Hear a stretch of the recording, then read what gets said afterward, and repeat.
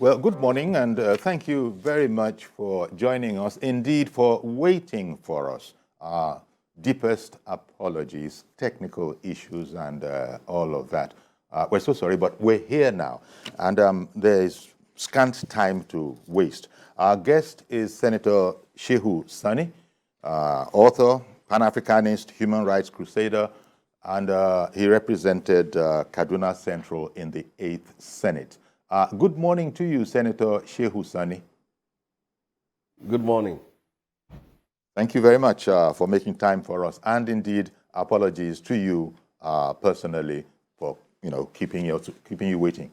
Technical problems and all of that. But here we are. We wanted to talk about grappling with the reality of subsidy removal. I mean, most people, by and large, have said that it's a thing that has to be done. But then there are realities. It's a bitter pill. It has to be taken.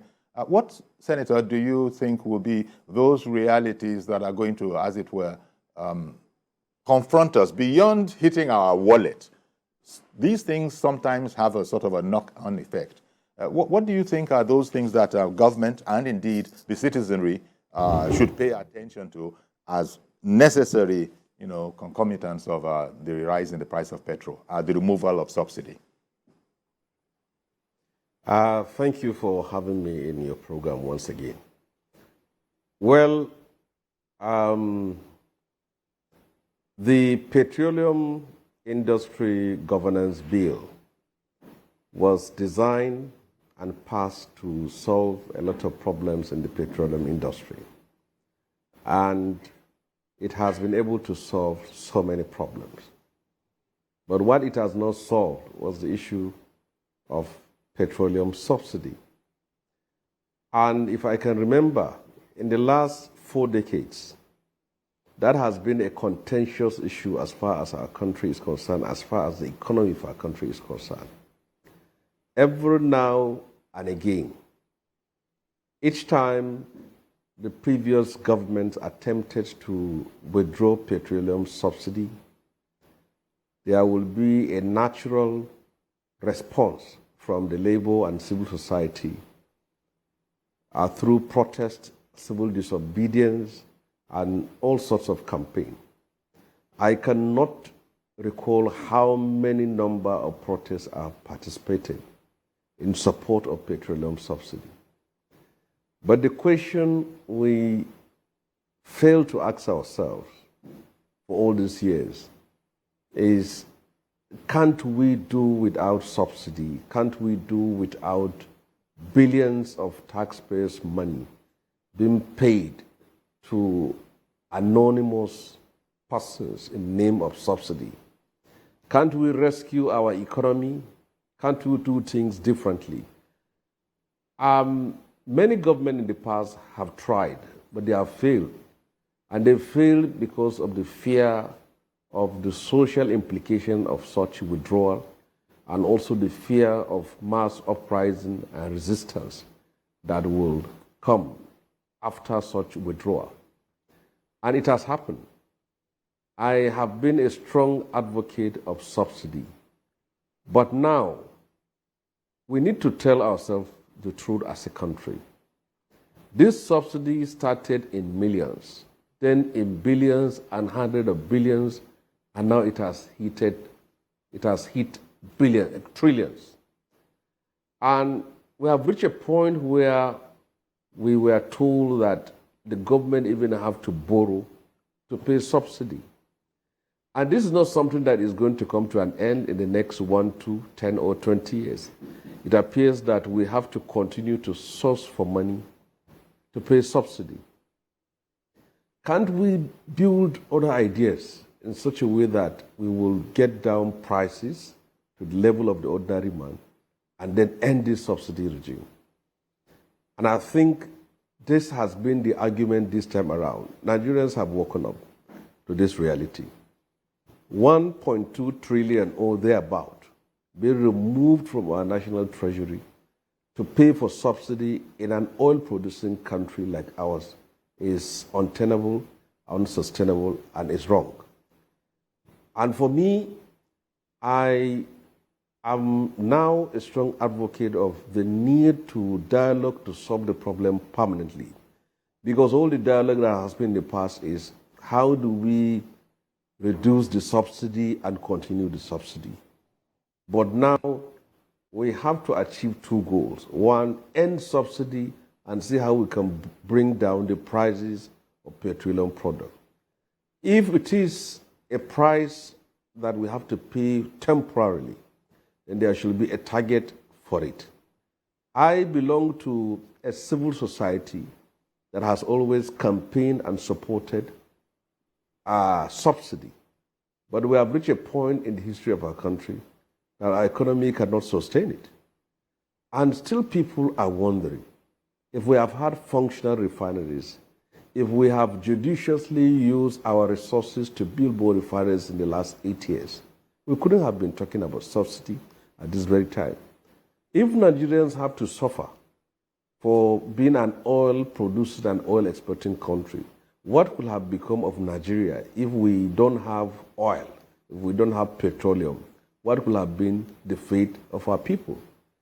So I think the decisive moment is now. The last government of President Muhammad Buhari has failed to implement this, despite his own flip-flop. He has been a person, there was an attempt to do it, and then when there was threat of uprising and protest, he withdrew and even denied that he never made such thing, typical of what he does with power.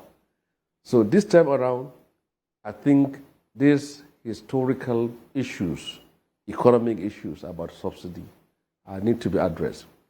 It's a fact our people are suffering. To fill your tank now, a typical saloon vehicle is about 40 to 50,000 naira. You to go from north and southern part of the country now, you need about 100,000 naira, and this will reflect on the prices of commodities. But for us as a country, we have always been told, when I ask questions, who are the beneficiaries of these subsidies? They tell us oil marketers. Oil marketers, don't they have names? We need to know who are their names. I've never seen somebody who has come to the national television or been online and say, my name is Musa James Adeleke or Onoha, and that I am the beneficiary of this subsidy. So we can't continue to pay money to anonymous fraudsters, rent seekers, middlemen in the oil industry who have been benefiting and using the resistance of civil society to support for this subsidy for their own personal ends. As far as I'm concerned, our oil should be a blessing to Nigeria. It should be a benefit to our people. It should be one that will support life and also help our people. But it appears that we are suffering for having petroleum in our country. And I am fully in support of the dialogue process that is going now between the federal government, the NNPCL, and also the Nigeria Labour Congress. Until with a dialogue, we can come with a solution. During the Babangida regime, we were on the street protesting in support of subsidy. During the Abacha, many of us even went to court to challenge it. In the Jonathan administration, Obasanjo and Jonathan, we were all on the street fighting. But it appears this will be an endless thing. We will continue to do these things here, paying trillions to some persons who don't produce anything in the name of simply importing. This is an opportunity for us to get our refineries back in order, to build more, to refine our oil and provide it for our people, and end this culture of paying humongous amount of money to people whom we don't know what is their faces, who are their names, and where they are. So this is my take and my view on this. Indeed. Well, thank you very much, Senator. Well, as you said, it's been quite difficult for the reasons that is confronting this fuel subsidy issue. As a matter of fact, there are many who say there is no subsidy, we were simply being ripped off. Well, this is not, we're not about to argue that, but that was the way some people felt. And it was a very delicate, something in the nature of a political hot potato. You just, said that the last administration sort of got cold feet on it. But now that it is done, subsidy has gone, and it has gone publicly, and it actually disappeared, shall we say, on the very day that President Tinubu was taking office, his oath of office. Now, it surely is an idea whose time had come. And so it was done, and people, thought that all sorts of things were going to happen. Not so. So, in fact, you now have people who are going to be, I don't want to call them victims, but who are going to have to, grapple with this, saying that, yep, it's going to be tough, but it's a thing that must be done. Now, I want to bring your mind, Senator, to the Nigerian citizens ourselves, because we've had it good for so long. We were, buying petrol at the price that we were buying it, and maybe we forgot ourselves a bit, and this has brought us into something of a shock reminder. Do you think there's a part for the citizens also, as government is doing all those things that you talked about? Indeed, they have said that they'll be intervening. The citizen itself has to now probably moderate his consumption, his or her consumption. We've heard about people who have 7, 8 limousines in the house. Not everybody does have that. But we were joking that maybe no more than 1 or 2 of those limousines shall now be on the road. But do you think there's somewhere where we can speak to the ordinary Nigerian himself who had grown up on the 190-something naira fuel that has now become almost 500 naira? So this is reality. Before, it was whatever it was. Is there a role for the Nigerian to moderate his awoof consumption? Well, you see, if we are going to talk about this issue of subsidy, we also have to use this opportunity to address the problems in the energy sector. First of all, we must appreciate the fact that the petroleum industry bill has led to a new NNPC, which is NNPCL. And we have had a managing director in the person of Kerry, who has behaved and performed more than any other of his previous predecessors. Oil has been discovered in northern part of Nigeria, and there was a direct attempt, an effective attempt to end oil theft in Niger Delta. We have also seen a move towards accountability as far as the petroleum industry is concerned. That is a very big credit. But now on this issue of subsidy, as a layman, I've always asked myself, I'm not in the oil industry. We are importing petroleum product and government is subsidizing it.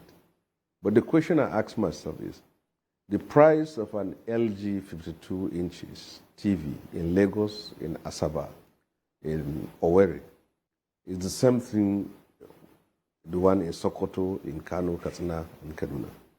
And these products are imported. So who is subsidizing it? Why is the same LG 52 inches or Samsung or Sony in southern part of Nigeria is also the same thing in northern part of Nigeria? Who is subsidizing the prices of those things? But that is simply a layman thinking.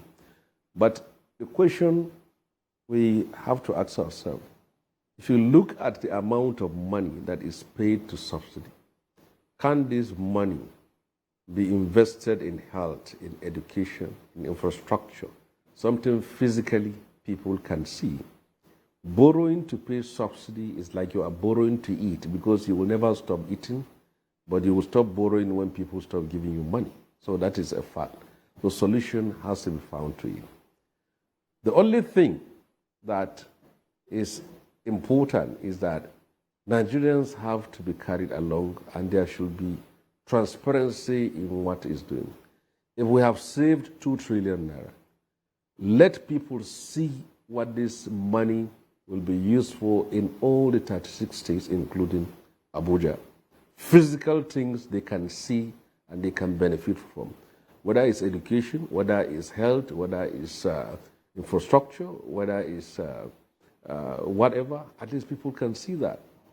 As far as Nigerians are concerned, I know very well that the previous administration have set a booby drive. It's like a time bomb. It's not that this government has withdrawn subsidy, but the fact on the ground is that they have not inherited money to pay subsidy. The budget that was passed by the National Assembly never made provisions for payment of subsidy from now to the end of the year. If Buhari had the courage, the boldness, the political will, he would have removed subsidy over 2 years ago. But for political expediency and fear of uprising, he wasn't able to do it. Like so many other things in his government, he left it undone. But as far as Nigerians are concerned, I think it's not simply the poor man that should make sacrifices. Many things have happened in the previous administration.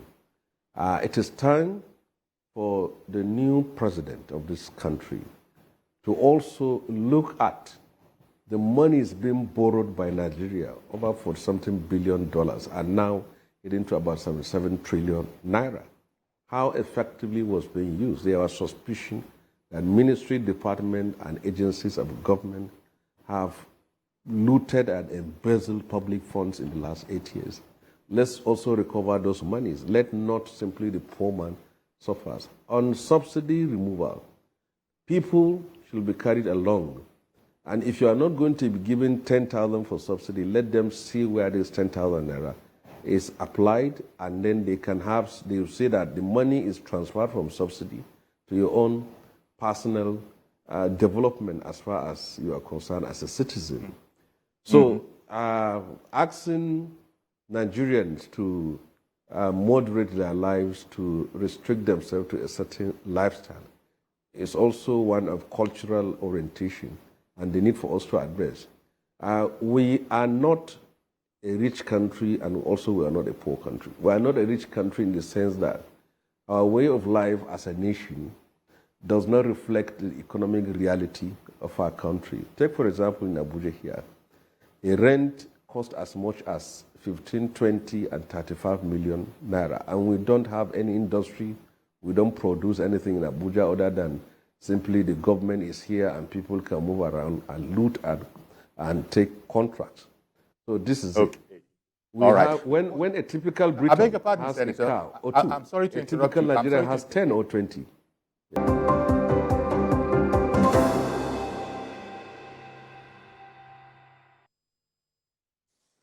Okay, welcome back. And our guest is Senator Shehu Sani. He's an author, Pan-Africanist, and human rights crusader. He was a senator in the National Assembly, the 8th Senate, and he represented Kaduna Central. Thank you very much, Senator Shehu Sani, for being with us. Okay, just before we went on break, and I was wanting you to look at what the ordinary citizen could do, and indeed you had started on that. Let me go to the flip side of that coin, as a way to maybe save all that needs to be saved in these times. I wonder what you think of the cost of governance or government. Oftentimes in other political jurisdictions, we hear in America, for instance, that the political parties are suing for a reduction in the size of government. It's too much, it's too large, it's costing us too much. Do you think, is there any opportunity there? You might have a better understanding of the size of government in Nigeria. Is there any hope there that things could be reduced and as a result cause savings?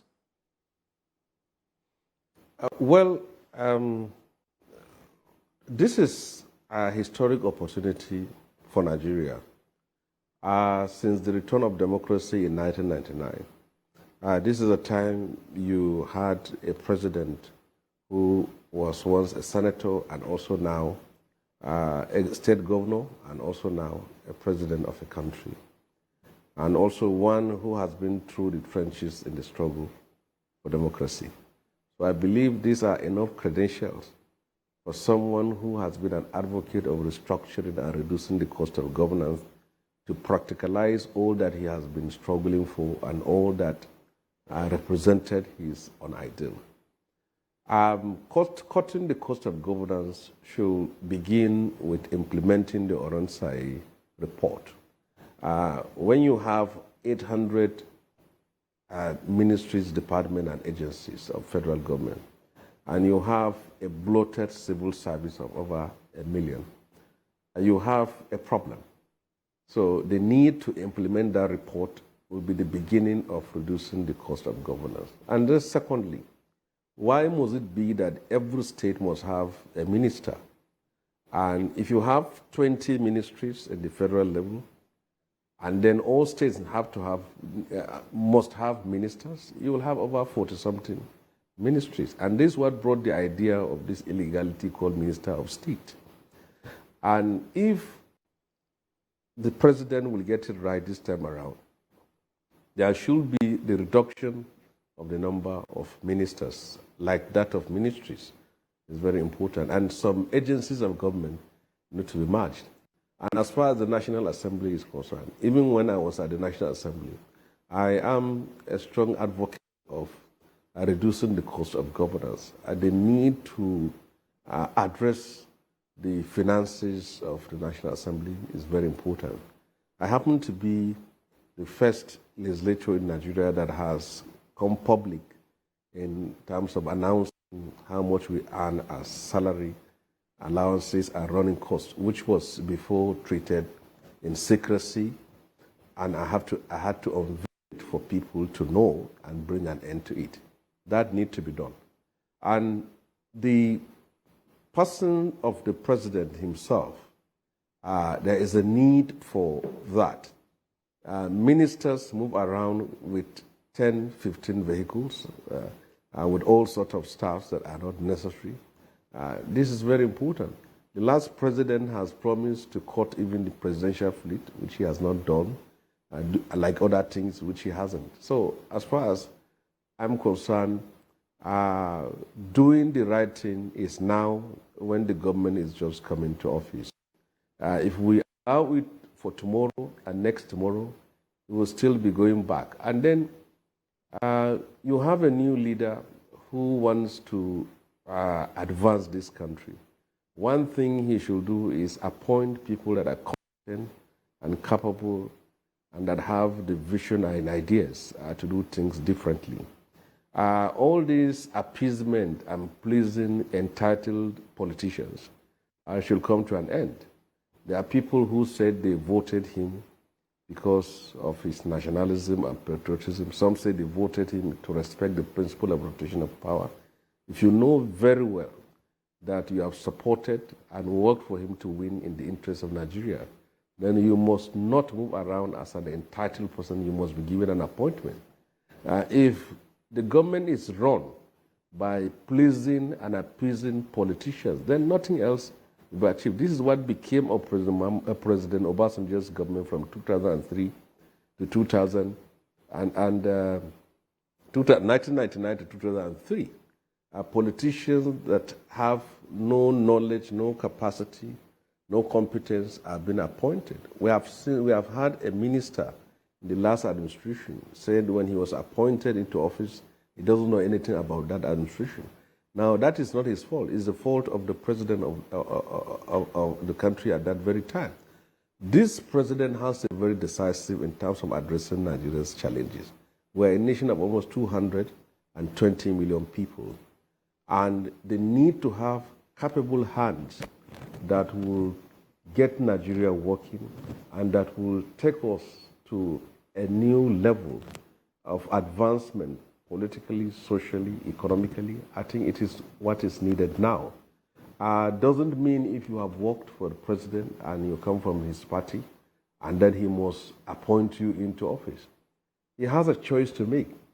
Either you want to be a great politician who has appeased and pleased people, or you want to be remembered as a statesman who has moved this country to the position of Singapore, Malaysia. You want to be Mahathir Mohamad, Lee Kuan Yew, or General Park of South Korea. These are the choices you have. Or you want to be a typical president we have in this continent who are simply transactional. The question is with him. Every second counts for Nigeria, and the time to get it is now. As far as I'm concerned, the priority of this government for now should be security and economy.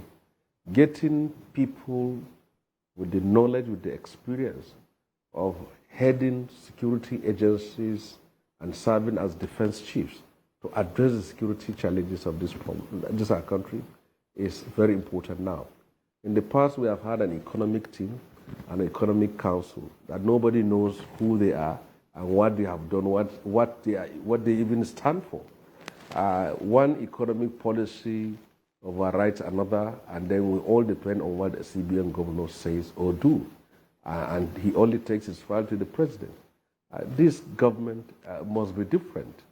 And I believe all his experience as a man who came from the trenches, being a senator, being a governor, being a politician that has produced leaders, should be the last point in which Nigeria will benefit from it here. Agriculture should be headed by people who know what is agriculture. Defense should be by people who know what is defense. The same thing with works and power, and not simply dispense favor to someone from Kaduna, Kano, Sokoto, simply because they have worked for you, and as such, you just put them there. If you succeed, it is you. If you fail, it is you. It's not about them. So I think this is my own take as far as the future and the next step that need to be taken. Yes. Indeed. And I'm still thinking about areas to cut costs, because well, the way Nigeria carries on, if you were to watch public or official or governmental events, it doesn't look, you just said we're not rich, but then we're not poor either. You look at it, you get the impression that it's a rich country. When you look at the whole paraphernalia, in terms of perception, these people don't have a problem. You can't blame any foreigner for saying. Yet we were told by people who know about these things that over 90%, of our revenues was going into debt servicing. Surely we can't continue with that. So my mind then went to another cost center in Nigeria, the National Assembly, your former house. As you know, those guys, people have complained, live like, or are paid like royal sheikhs. Maybe they're exaggerating it a bit there, but I have heard it said that the Nigerian legislator is among the most highly paid anywhere in the world. Is it going to be tumultuous to begin to look for areas of savings, even when it comes to politicians themselves? Because that's one of the reasons why people take getting elected into office as a do-or-die affair. Because once you get there, hey, you're on easy street, it needs to be said. Yeah, well, I will state it this way. We are not aspiring as a country to be like Singapore, Malaysia, Indonesia, and South Korea. We behave like Qatar, like Kuwait, like these oil Gulf countries. We have Gulf money, and as such, our behavior should be in line with that natural wealth in our country. But what you need to see as a country is that every person who parades himself as a rich man in Nigeria has thousands of poverty-stricken relations, which shows that we are not a rich country. We live a life of self-deception and falsehood. In Abuja and Lagos, you have schools that charge secondary school fees up to 5, 10, 20, 30 million naira for a session. We are not as rich as that. Let's be frank with yourself. And at the end of the day, they write either common interest or they write the same WAEC. This is a country, according to the recent statistic, 300 million Nigerians have properties in Dubai, that is $152 billion.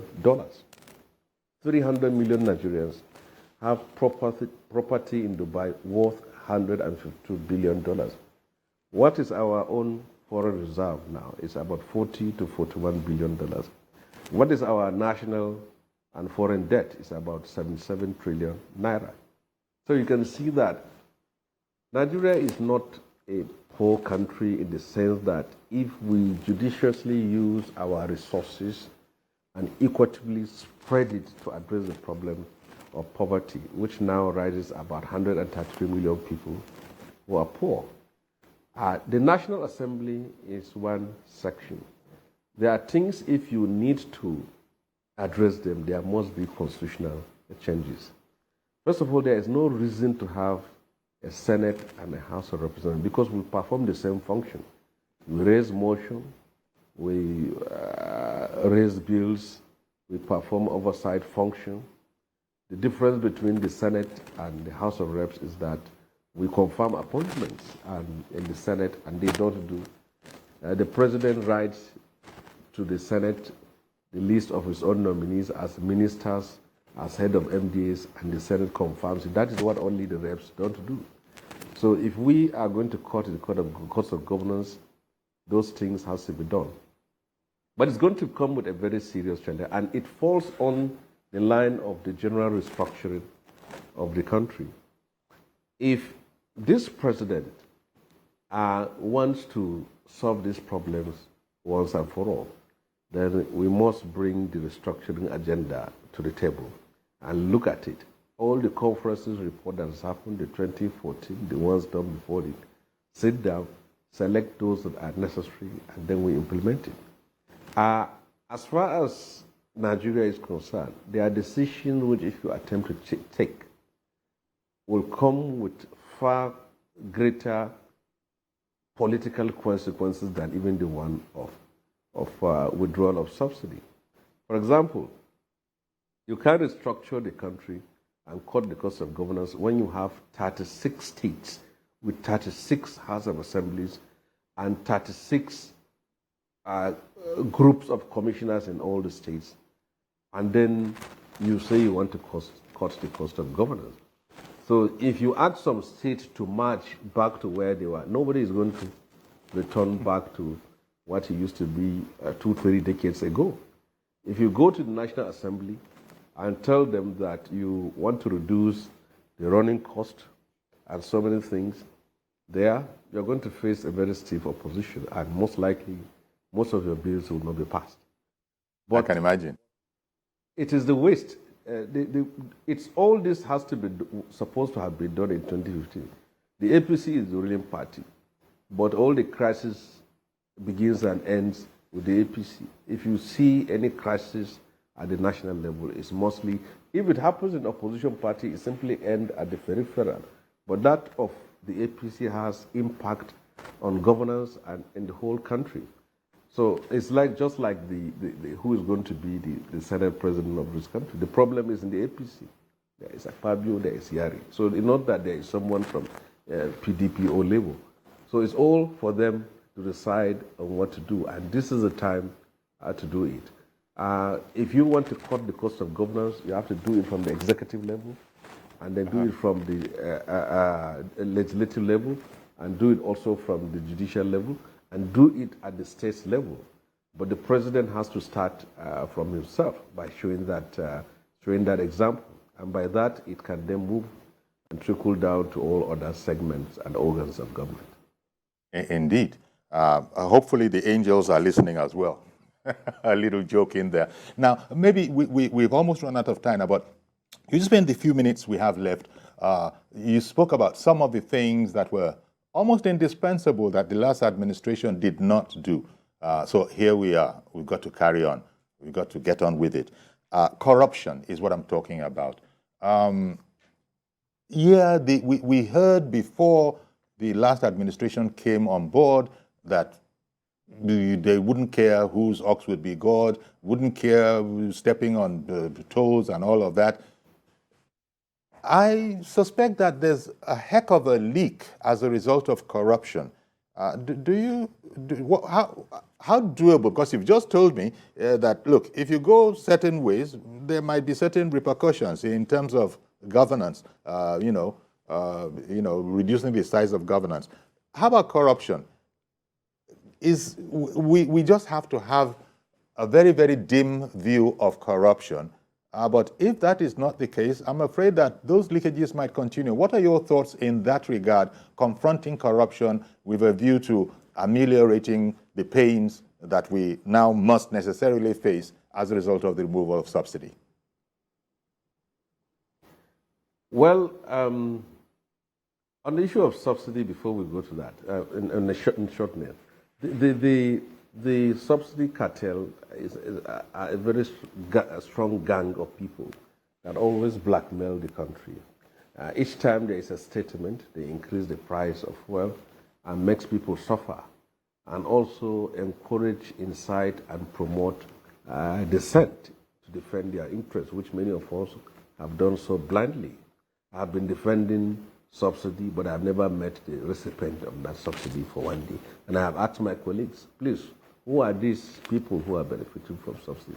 They say they are marketers. I said, don't they have names? So that aspect of it.